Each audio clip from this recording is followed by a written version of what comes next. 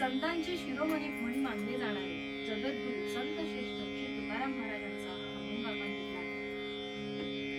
असं म्हणतात की संतांकडे जी अनुभवाची पोटली होती ती त्यांना उगीच नव्हती, ती खूप वेगवेगळ्या प्रसंगांना सामोरे गेल्यानंतर.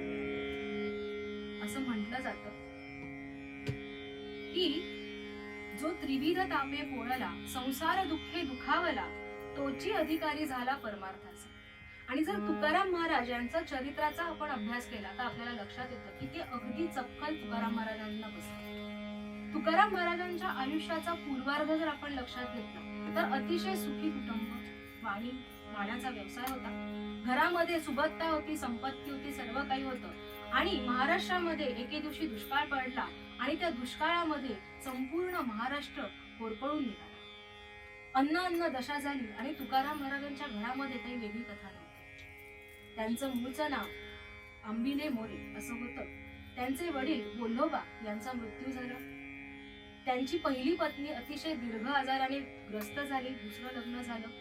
त्यांची भावजाई मृत्युमुखी पडली, त्यांचा भाऊ निघून गेला. आणि असे अचानक एका पाठोपाठ एक दुःखाचे डोंगर कोसळले. त्यात पहिल्या पत्नीचा मृत्यू झाला आणि एवढ्या मृत्यूंचा सागळा घरामध्ये घडल्यानंतर तुकाराम महाराजांना वैराग्य प्राप्त झाले. आणि अचानक आलेल्या या वैराग्यामुळे त्यांना लक्षात आले की आपण आतापर्यंत ज्या संसारामध्ये जगत होतो तो संसार एक माया आहे आणि खरं स्वरूप जे काही आहे ते मायेच्या पलीकडे आहे आणि ते भगवंताचं स्वरूप आहे. संसारातनं होरपळून निघाल्यानंतर आता त्यांना परमार्थाची गोडी लागली आणि परमार्थाची गोडी लागल्यानंतर त्यांच्या घरामध्ये, आता बघा मंडळी, आपल्याला असं वाटतं की संत तुकाराम महाराज किंवा यांसारखे जे थोर व्यक्तिमत्व होऊन गेले ते असेच जन्माला येतात, तर नाही, असं नाहीये. संतांच्या घरामध्ये सुद्धा अनेक जन्मांची तपश्चर्या झालेली असते. त्या तपश्चर्येमधनं अशी एखादी विभूती जन्माला येते. तुकाराम महाराजांच्या घरात 7 पिढ्यांची विठ्ठल भक्ती होती. त्या विठ्ठल भक्तीमधनं प्रसाद म्हणून साक्षात विठ्ठल त्यांच्या देहू या गावामध्ये त्यांच्या घराजवळ येऊन राहिले होते. त्या मंदिरामध्ये जाऊन, आपल्या विठ्ठलाच्या मंदिरात जाऊन तुकाराम महाराज विठ्ठलाची भक्ती करू लागले. आणि एके दिवशी त्यांना दृष्टांत झाला विठ्ठलाचा की तू माझ्या इच्छेखातर, माझा जो लाडका शिष्य आहे नामदेव महाराज, त्यांचे जे उरलेले अभंग आहेत, त्यांचा जो संकल्प अपूर्ण राहिला आहे तो तू पूर्ण करावा. आणि त्या संकल्पाला पूर्ण करण्यासाठी तुकाराम महाराजांनी एक ध्येय म्हणून काही निश्चिती केली आणि ते संकल्प पूर्ण करताना त्यांनी ज्या ज्या अभंगांची रचना केली त्या अभंगांपैकी आजचा जो आपला अभंग आहे ज्याच्यात तुकाराम महाराज आपल्याला सांगतात, भक्तीपाशी देव घाली तसे उडी धू तसे गुढी अडवण्याची. तुकाराम महाराज म्हणतात की भक्तीपाशी भगवंत काय करतो, तर उडी घालतो आणि त्याच्या पुढे जाऊन काय करतो, तर भक्ताचं हलक्यातल्या हलक्यात जे काम असेल ते काम सुद्धा तो करायला लाजत नाही. आता आपल्याला सगळ्यांना ही गोष्ट माहिती आहे की भक्तीसाठी भगवान धावत येतात, पण ती भक्ती काय आहे हे आपल्याला माहिती आहे का? आपण आजूबाजूला बघतो, देवाचं नामस्मरण घेताना लोकांना बघतो, आपल्याला वाटतं तीच भक्ती, पण नाही. भक्ती म्हणजे ते नाही. भक्तीची खूप सूक्ष्म अशी व्याख्या आहे आणि ती व्याख्या आपण इतरांकडनं न ऐकताच या गादीचे जे काय म्हणतात आमचे आदरासाठी आम्ही ज्यांना मानतो, या गादीचा मान ज्यांना आम्ही देतो, ती नारदांची गादी, ते नारद आपल्या 84 भक्ती सूत्रामध्ये एक साध्या पद्धतीने भक्तीची व्याख्या सांगतात. पहिल्याच सूत्रात अतिशय कॉन्फिडेंटली बरं का ते सांगतात की आता मी तुम्हाला भक्तीची व्याख्या सांगतो आहे आणि याच्या पलीकडे भक्ती नाही.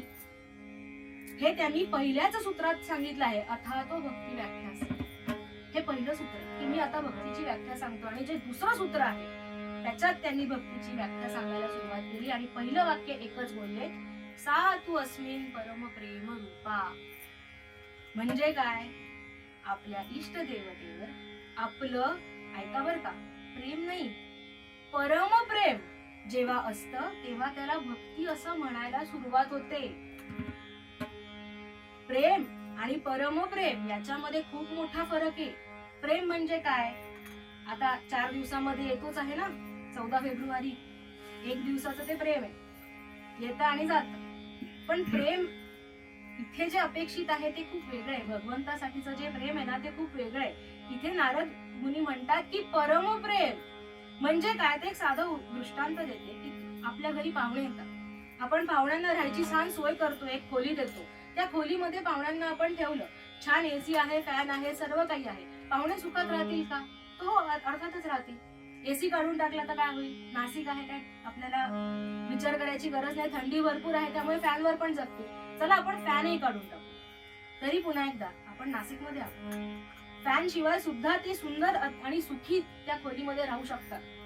पण आता मी जर तुम्हाला म्हटलं की आता आपण त्या अतिथींना एसी द्यायचा नाहीये, फॅन द्यायचा नाहीये, आपण खिडक्याही बंद करायच्या आणि ऑक्सिजनही काढून घ्यायचा, मग आता मंडळी मला सांगा की ते जगतील का, तर नाही जगू शकणार. म्हणजेच थोडक्यात आपल्या देहाची जेव्हा भगवंत नसताना भगवंताप्रती अशी ओढ लागते की भगवंता आता मी तुझ्याशिवाय जगूच शकत नाही, ही जेव्हा देहाची अवस्था होते तेव्हा त्याला परमप्रेम म्हणतात. आणि तेव्हा तिथून महाराज भक्ती चालू. आपली ती अवस्था आहे का, आपलं प्रेम, आपली भक्ती तशी आहे का?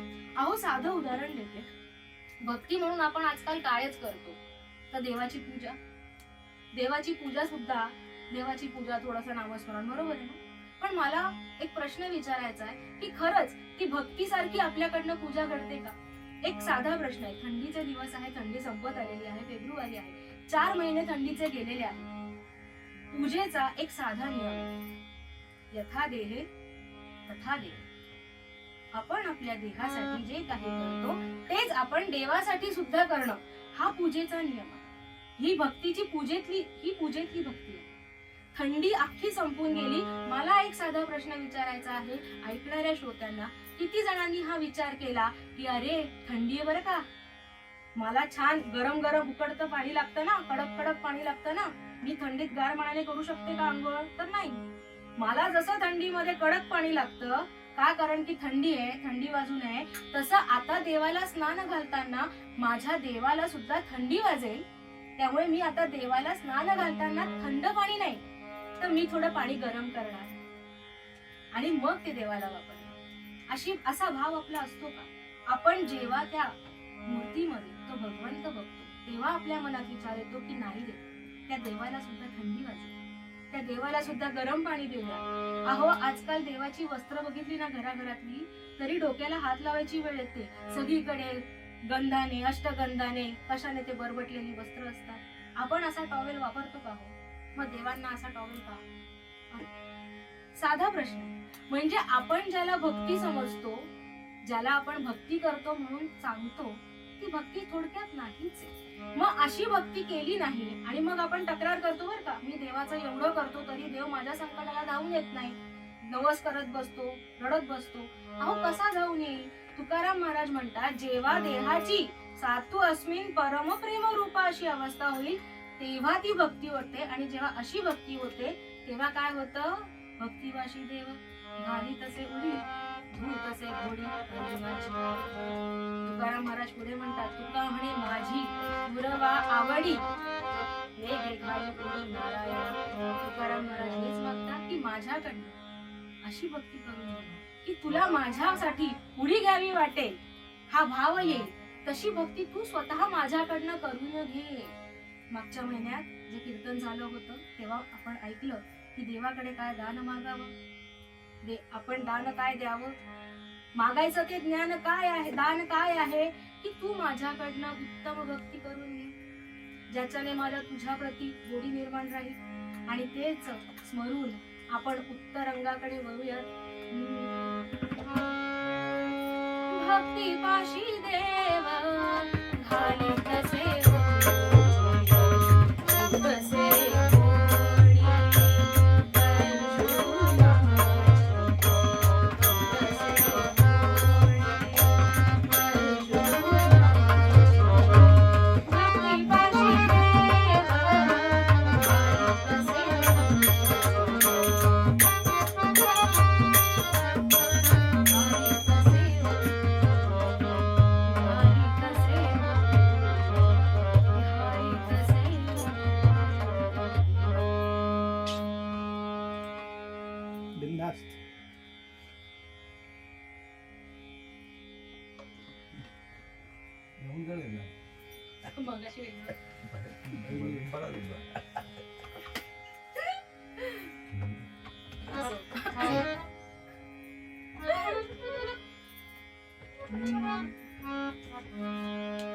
कीर्तनाच्या परंपरेप्रमाणे गजर करूयात. माघ महिना चालला आहे, गणपतीचा महिना आहे.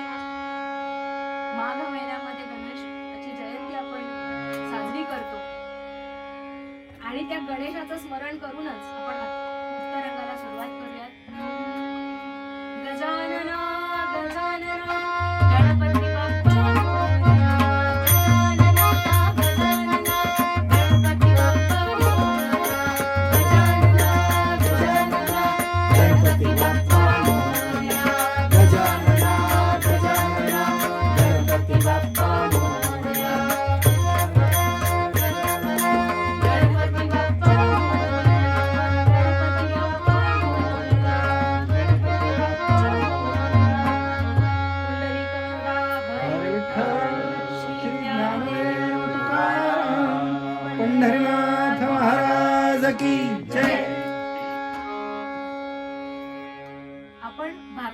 सुंदर अशा देशामध्ये राहतो, त्यामुळे आपल्याकडे अध्यात्माच्या भक्तीच्या खूप वेगवेगळ्या ठिकाणच्या कथा आलेल्या आहेत. आणि आजची ही जी कथा आहे ही आजची कथा दक्षिण भागातली आहे. कोलिदम नावाच्या नदीकाठी एक तिरुनारय्यूर नावाचं एक सुंदर गाव छान बसलेलं होतं. तिरुनारय्यूर म्हणजे आजचा चेन्नई जवळचा भाग. तिरुनारय्यूर आपण असं म्हटलं तर आपल्याला कळणार नाही ना, म्हणून सांगावं लागतं की चेन्नई जवळचा भाग. तर या छोट्याशा गावामध्ये एक छोटस कुटुंब राहत होतं. हे कुटुंब कोणाचं होतं? ते एका ब्राह्मणाचं एक छोटस कुटुंब, ब्राह्मण पती पत्नी आणि त्यांचं असं हे सुंदर संसार, असं हे छान कुटुंब राहत होतं. त्या कुटुंबाला त्या गावाचं वर्णन काय सांगू, सुंदर असं ते छोटस गाव. आता जर आज सुद्धा जर कोणी दक्षिण भागाकडे गेलं असेल तर काही गोष्टी सारख्या नजरक्षेपात येतात. ते म्हणजे सुंदर अशी नारळीची झाडं, केळीची झाडं, पोफळीची झाडं, त्याचा तो भरगच्च असा निसर्ग. आणि जर आजूबाजूला नदी असेल, समुद्र असेल तर त्या निसर्ग सौंदर्याला तर कमालच. अतिशय असं निसर्ग सौंदर्य वातावरणामध्ये हे कुटुंब राहत होतं. या कुटुंबाचं काय काम होतं तर हा जो ब्राह्मण होता तो ब्राह्मण एका छोट्याशा मंदिराचा पालन करता होता. एक छोटस सुंदर असं गणपतीचं मंदिर त्या गावामध्ये होतं आणि त्या मंदिराच्या पूजेची सर्व जबाबदारी या ब्राह्मणावर होती. अतिशय मनोभावाने, जसं मी मध्ये पूर्वरंगात सांगितलं, यथा देहे तथा देवे, अशा भावाने हा ब्राह्मण त्या गणपतीची पूजा करायचा. आणि एवढंच त्याचं कर्म होतं. एवढ्या आनंदी जीवनामध्ये जगत असताना त्यांना एक पुत्ररत्नाची प्राप्ती झाली. सुखी संसाराच्या वेलीवर एक छोटस फूल उमललं. त्या ब्राह्मण कुटुंबाने आपल्या पुत्राचं नाव काय ठेवायचं ठरवलं असेल, विचार करा तर. आता पूर्वीच्या काळची ती नावं जी होती काही एका शब्दातली नाहीये.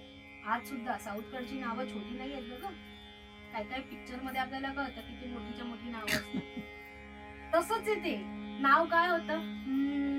नांबी अंदर नांबी ऐसे, नांबी अंदर नांबी, नांबी अंदर नांबी ऐसे,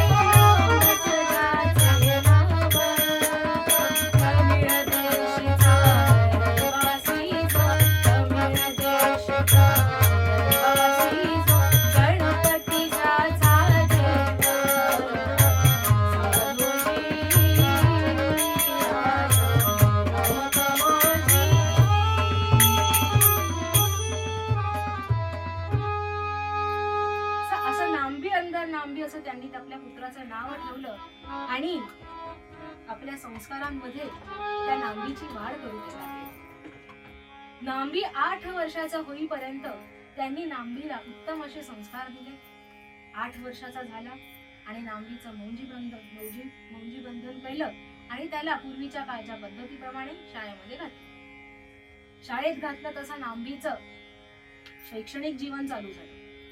नांबी पहाटे उठून वडिलांसोबत मंदिरात जायचा, गणपतीचं दर्शन घ्यायचा आणि तिथून तसाच शाळेत निघून जायचा. आता एके दिवशी काय झालं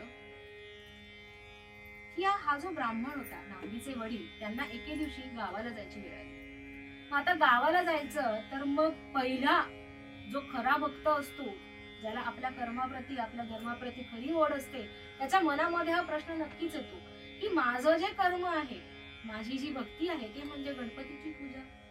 मी जर गावाला गेलो तर गणपतीची पूजा कोण करणार?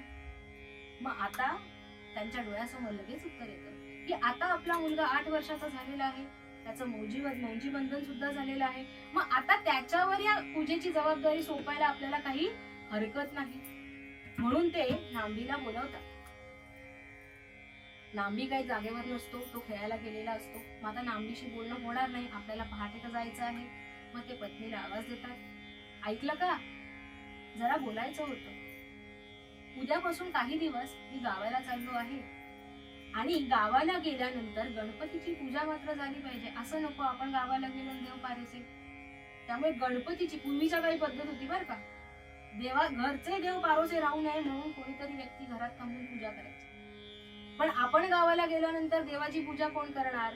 मग आता नांबी वयात आलेला आहे, त्याला छान समजतं आहे, मग आपण त्याच्यावरही जबाबदारी सोपवावी असा माझा विचार आहे. तेव्हा तू एक काम कर, तू त्याच्याकडनं उद्यापासून गणपतीची पूजा, नैवेद्य सगळं काही करून घे. झालं.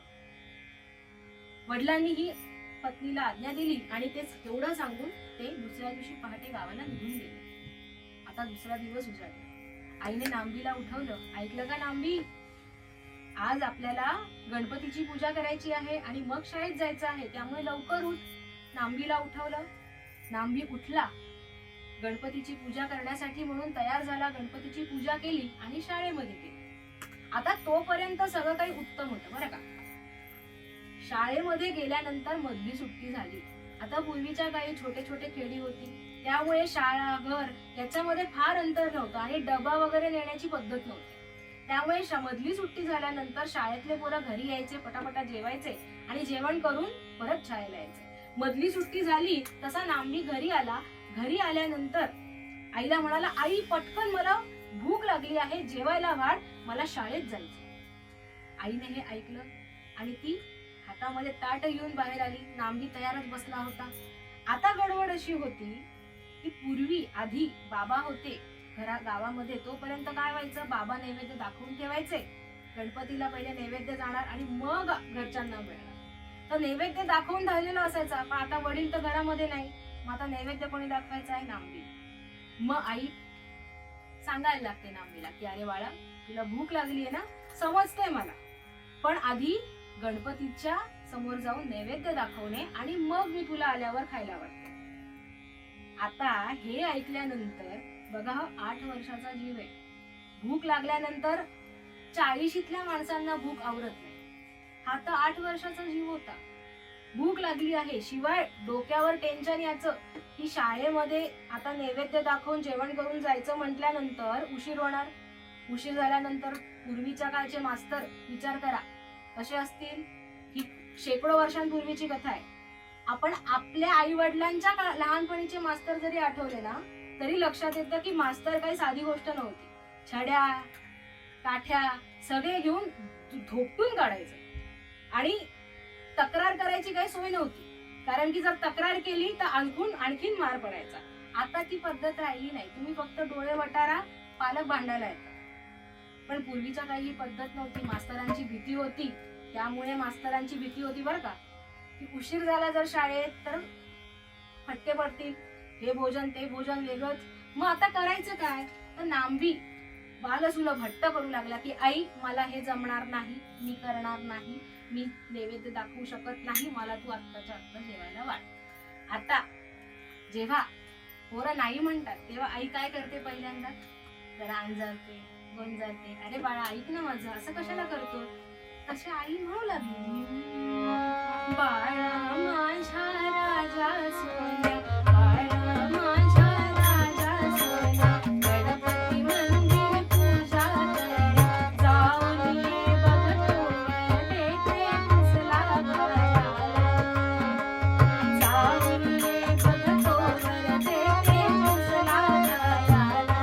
नांबी ऐकतोय का? नांबी कसला म्हणे आधी मला खायला, म्हणे आधी दे माझं खायला, नाही तर मी निघालोच जाया शाळेला, नाही तर मी निघालोच जाया शाळेला.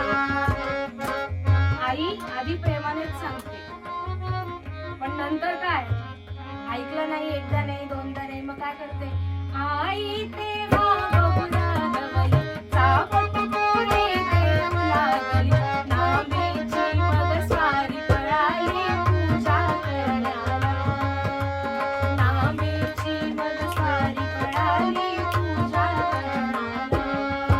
आई रागवल्यानंतर नांबी पळाला. आता काय करणार, तिथेच प्रसाद मिळायला लागलाय, म्हणून तो धावत धावत मंदिरात गेला. धावत धावत मंदिर गेला, लक्ष लागले मनशाळेला, धावत धावत मंदिर लक्ष लागले मनशाळेला, घोर पाडून निर्मल्याला कुंभजलाचा उघडा गेला, कधी गुलाल उधळून लावली स्वतःसाठी, फुले फेकून देवावरती बरोबर करीतो आरती, बरोबर करीतो आरती, भंडार करी शंकर बलितो, नैवेद्याची थाळी सारितो. नांबी धावत धावत मंदिरात गेला. देवावरची सगळी फुलं ओरबाडून काढली. हळदी कुंकू गुलाल बुक्का जे होतं ते घेतलं, देवावर फेकलं, नैवेद्याचं ताट समोर ठेवलं आणि बसून घेतलं की आता देवा तू जेव. आहो, पण देव हालतो कसलाय. नांबी बसला वाट पाहत की आता देव येतील, आता देव जेवतील, मग आपण शाळेला जाऊ. 10 मिनिटं गेले, 15 मिनिटं गेले, देव हाले ना. मग नांबीला घाम फुटायला लागला की आता देव येत नाही, जेवायला बसत नाही, ते जेवतील कधी, मी शाळेत जाऊ कधी. प्रश्न पडला. 20-25 मिनिटं गेल्यानंतर भीती जरा मोठी झाली की अरे बापरे, मी काय केलं का, माझ्याकडनं काही चुकलं का, देव माझ्याचकडनं का जेवत नाहीये, मी काही चुकीचं वागतोय म्हणून देव जेवत नाहीयेत का. बाबा आणतात रोज, तेव्हा मात्र जेवतात, आज मी आणलं तर जेवत नाहीये, म्हणजे मी काहीतरी चुकीचं करतो आहे, मी काहीतरी पाप केलं आहे, असे नाना प्रकारचे विचार डोक्यात आले. आणि त्यानंतर तो विचार करू लागला, जर का मी बासाच बाहेर गेलो देवाला जेवायला न घालता तर अख्ख्या गावामध्ये नाचत नाही, म्हणतील गुरुजींचा मुलगा देवाला जेवायला घालू शकला नाही, मग काय करा. मग तो देवाची विनवणी करू लागला, देवा अरे जेव रे, माझ्यावर भलतं सलतं संकट येतंय. मनी म्हणे कसा हा गणेश करे हट्टाला, का देव जेविना नामी व्याकुळ झाला. मनी म्हणे कसा हा गणेश करे हट्टाला, का देव जेविना नामी व्याकुळ झाला. पण जर का नाही जेवला तुम्ही देवा, हा प्राण न ठेवे ऐकुनी वचन ठेवा. ऐकून घ्या, ही असली नाचक्की. पोराकडनं देव जेवत नाही, वडिलांकडनं जेवतोय पोरगा. काय पाप घेऊन जन्माला आला. हे असलं काही नाचक्की गावामध्ये होण्यापेक्षा मी इथे प्राण देतो, मी बाहेरच जात नाही इथे. तुम्ही देवाला या, नाही तर मी प्राण देतो असं म्हटलं. आणि नांबी प्राण द्यायला सज्ज झाला की देव येत नाही, मग काय करा, जगून उपयोग काय, त्यापेक्षा मेलेलं बरं असं म्हणून नांबी समोर उठला. आणि देवाच्या समोर पूर्वीच्या काळी नारळ फोडण्यासाठी शिळा ठेवलेल्या असायच्या. त्या शिळेसमोर जाऊन उभा राहिला आणि शिळेवर डोकं आपटणार. तोच घनघोर प्रतिज्ञा वचना, घनघोर प्रतिज्ञा वचन घेत ऐकून बाळमुख तू, देव सर्वज्ञ जागेवरून काटा अन्नावर तुटली तो पडला. जी जी